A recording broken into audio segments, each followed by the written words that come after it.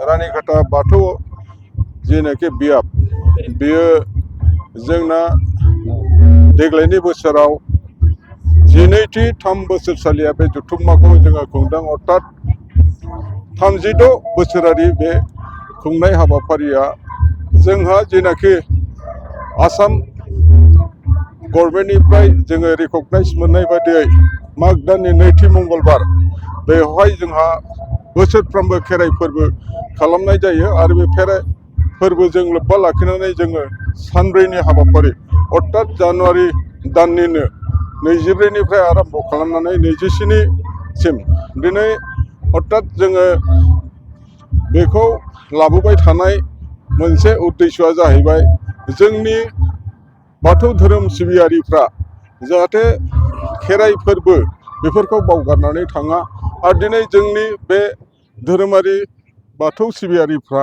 दिनै जोंनि हारिनि गाननाय जोमनाय बेफोरखौ जोङो बे समावनो जोङो दिन्थिफुंनो हानाय जोंहा मोनसे सुबिदा थायो। बेफोरनि थाखायनो जोङो बेखौ सानब्रैनि हाबाफारि जोङो एसे गोलाव बेखौ जोङो कनफारेन्सखौ लानाय जायो।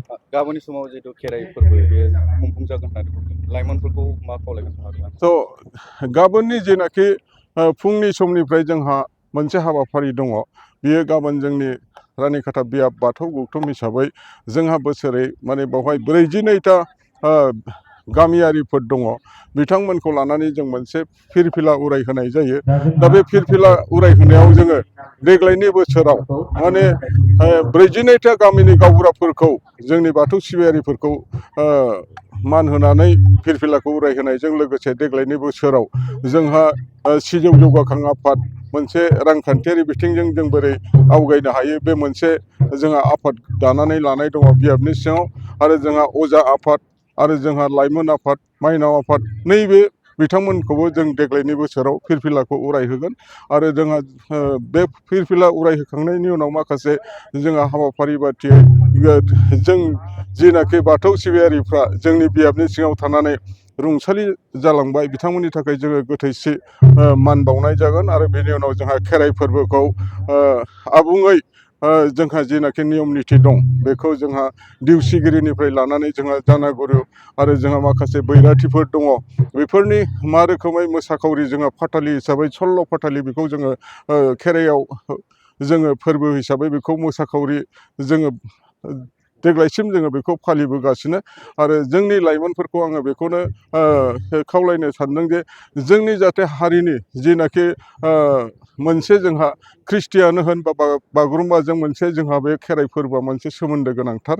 बेनिखायनो जोङो दिनै बेफोर फोरबोआव फैनानै जाहाथे जोंनि फोरबोनि मेइन माने खेराइनि माखासे मोदाय दावदायफोरखौ जोङो बोरै सिबियो आरो बबे मोदाया मा नाम दोनजानाय दङ बेफोरखौ हयथ' लाइमोनफ्रा दिनैहाय गाबोननि समाव जुदि फैनानै नायफैयोब्ला निस्सय एसेबाबो मोनथिनो हागोन आरोखि। आथिखालनि लाइमोनफोरखौ जोङो धोरोमनि बिथिङाव गोसो ज'आ बेफोरबायदि जों नुनो मोनो। नाथाय बे बेलायाव नोंथाङा लाइमोनफोरखौ धोरोमनि फारसे गोसो बोनो थाखाय मा खावलायगोन?